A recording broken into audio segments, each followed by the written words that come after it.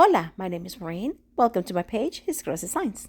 For this project, we're going to be using a pizza pan. I purchased mine at the Dollar Tree. And I'm going to be painting the underside of the pizza pan by using some white gloss paint by Apple Barrel. This is like acrylic paint. I'm going to be using it to paint the outer rim of this pizza pan.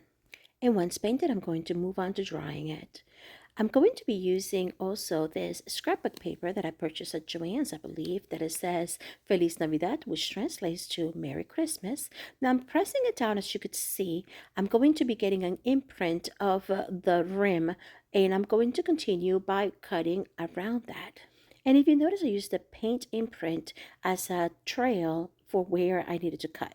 Now I'm going to be using some Mod Podge. I went a little bit too overboard with the amount of Mod Podge that I used. I took some away, and I'm going to be now pressing down this beautiful paper onto that, and I'm going to be pressing down with this little roller. I also like to use this heating tool, so as I press, I am heating it up so it could start right away the adhering process.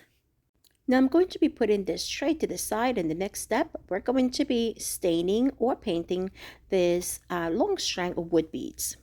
I purchased this set of wood beads at the Dollar Tree, and I'm using the pewter paint by Folkart to paint the beads and making sure that they're painting on every side. Now the beads need to be painted well as dried completely in order to continue to our next step. Now, I apologize for the fussiness in the video. This is one of the tutorials I did on my Facebook page. And now, as you could see, I am using some hot glue to glue these beads onto the rim or that edge of this pizza pan.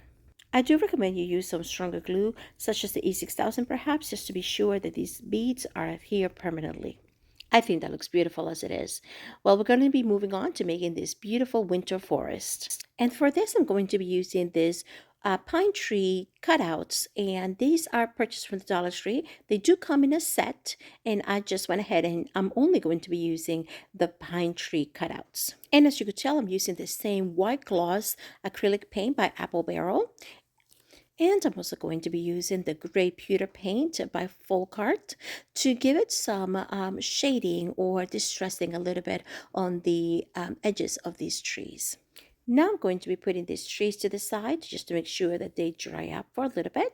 In the meantime, I'm going to be creating this sort of a bed where these trees are going to be placed. Notice that I'm using 2 sets of these wood tree cutouts. That means that you're going to have to purchase 2 sets of these in order to be able to have enough to go across on this pizza pan. Up next, I'm going to be using different types of winter foliage in order to create the base of this beautiful winter scenery.